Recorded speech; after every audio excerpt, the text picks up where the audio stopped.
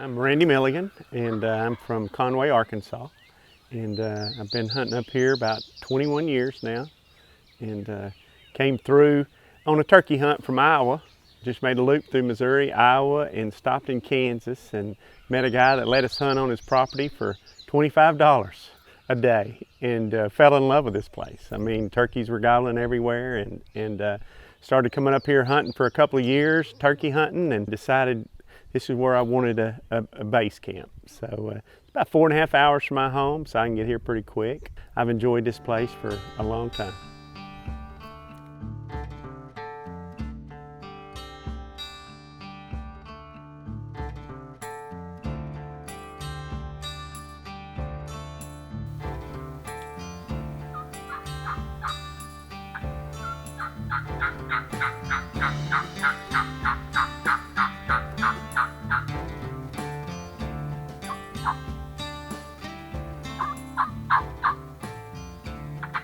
I'm Chris Parrish. I'm from Centralia, Missouri. I've been in the game call industry and working in the outdoor industry now for almost 40 years. So been a pretty good ride. And I love to hunt, love to fish, love everything outdoors. Probably my #1 thing, really.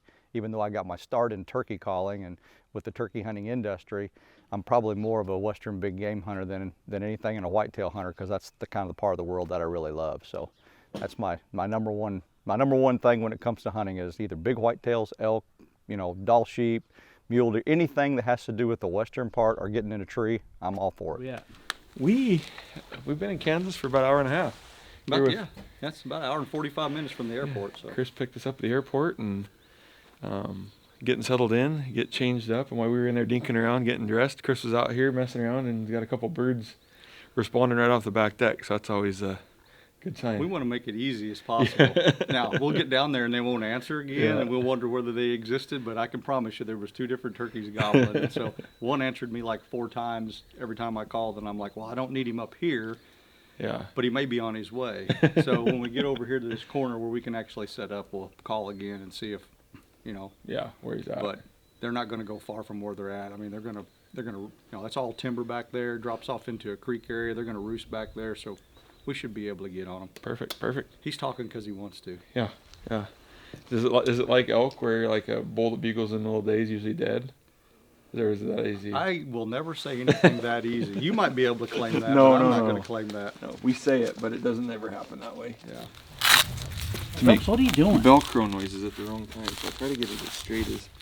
Otherwise, they make Velcro noises the whole time you're walking. I'm just a hot mess. It's not even raining. Why are you doing that? I hate ticks. See, and then he's still gonna spray me. Down. Yeah. Because he just looks like one of those guys that attracts ticks, And I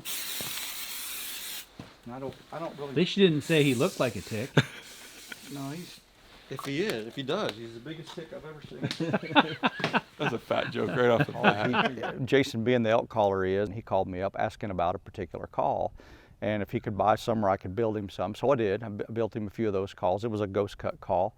And then we struck up a friendship and a relationship, and off and on built some product for him. And then we just kind of grew from there. Got the chance to meet him in person finally at the ATA show. And then from there actually Jason's even went out and attempted to play golf with me. So, now we've turkey hunted together and shared a camp together. And so Jason is first class people. If he tells you he's going to do something, he's going to do it. If he tells you something, and that's the kind of people I want to be with. That's the kind of people I want to be associated with, and that's the kind of people I want to work with, is those kind of people. So Jason's done well. He's built that company nicely, and now he's moving on to even bigger and better things. So I'm glad to be a part of his life, and I hope he feels the same way. I had turkey gobble, 2 of them actually gobble from the cabin back there. And then one of them might have went that way. That might have been the one we heard earlier. But there was one down in here. They might have joined up, I don't know. But that clover's been cut for about a week, and they've been frequenting that clover field. So there's a creek down here below us. When this hill drops off, they like to roost down there. So my game plan is from here, anything in 400 or 500 yards can hear us call, and we just sit here for a little while and see what happens. And it's the first evening of the hunt, so we got till about 8 o'clock. So we'll hunt until it gets roost time, and then we'll leave. But I got a feeling somebody will slip in here. We'll give it an hour. Even if he comes in silent, I think somebody's going to come in here and check us out. So that happens in late day hunting, but hopefully one gobbles and gives his location away. That way we don't get caught asleep.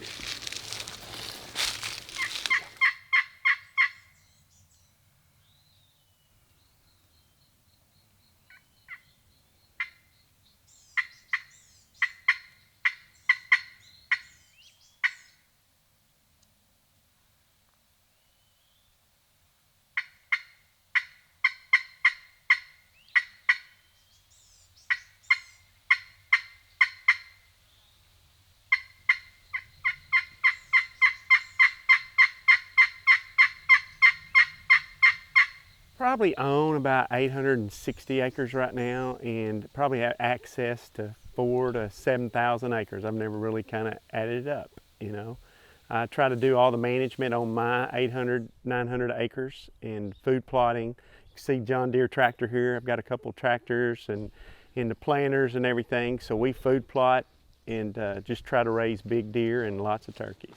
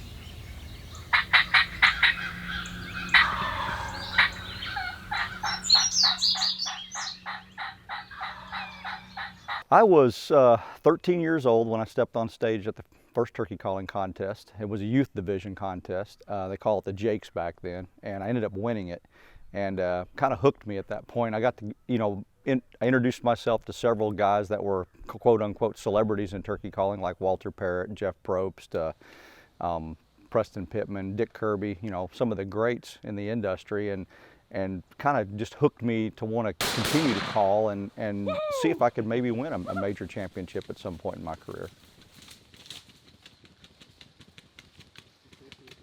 There's so much agri around, I don't really have to do a lot of summer plots. So I do at least 50 to 60% of all my plots in clover.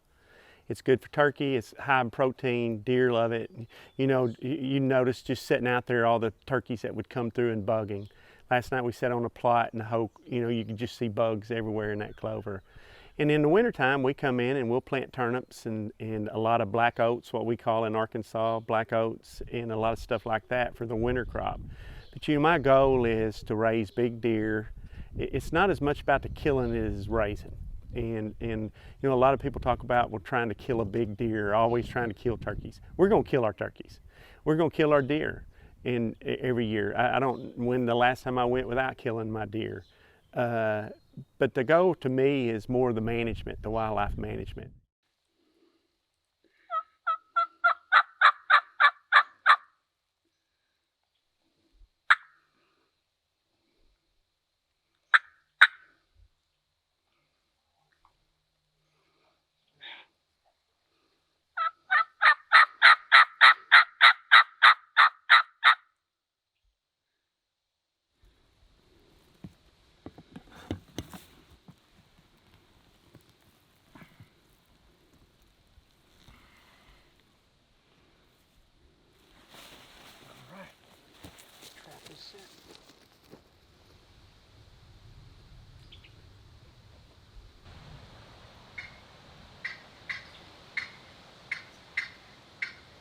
My dad hunted his whole life. Now, he wasn't much of a turkey hunter because, of course, back then they didn't have a lot of turkeys. You know, things weren't, you know, in the late 60s and early 70s, there wasn't a lot of turkeys. It wasn't popular. I think he killed his first turkey in '73.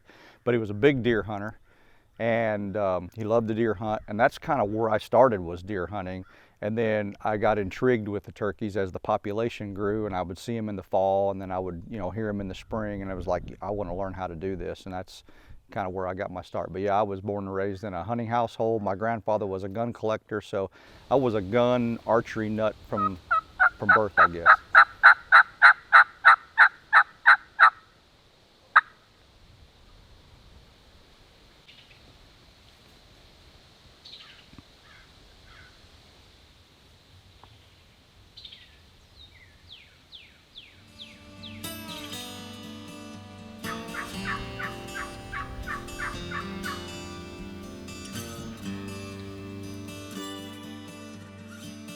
You know, I think I killed my first deer when I was 9 years old. My dad took us hunting from the time we were little. I remember getting my first shotgun from an uncle in St. Louis. That was a 410 when I was 6.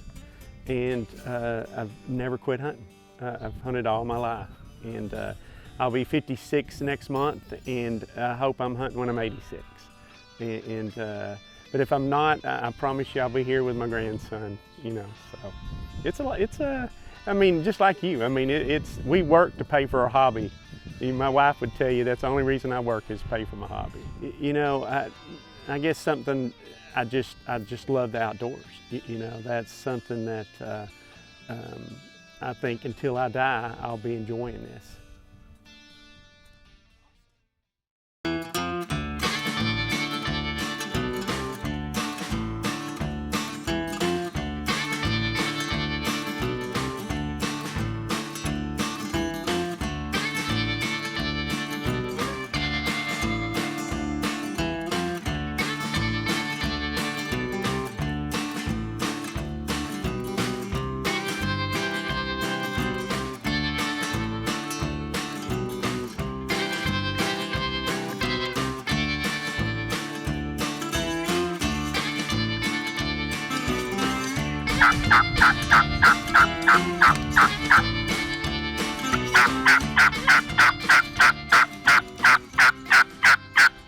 Early on, when I was competition calling, the thing that intrigued me is a lot of these guys, you know, the people that I was looking up to, were building their own calls. And I'm like, you know, there's got to be something to that, because they're winning. You know, all I can do is buy something off the shelf. There's got to be a better mousetrap here. So I started learning how to build turkey calls. And my dad was a machinist by trade, so it was pretty easy to have things built. So we would build jigs and stuff and start building turkey calls. And I kind of started just building my own calls for competition, and was getting fairly good. And I started winning competitions. I started winning state championships, and then went on to win, you know, what I call minor majors, like Mid-America Opens and stuff like that, and then on to the Grand Nationals of World and such. But when I got started building them, I also was like, you know, if I could win some championships, maybe I could even start my own company. So I started a call company called Cannon Country Game Calls, which was named after the Cannon Dam down by where I live. And I learned early on I really didn't want to do the marketing, I didn't want to do the advertising, didn't have the funds to do it. So after winning a couple of major championships, a world championship and a Grand Nationals, I was approached by several call companies, would you build mouth calls for us?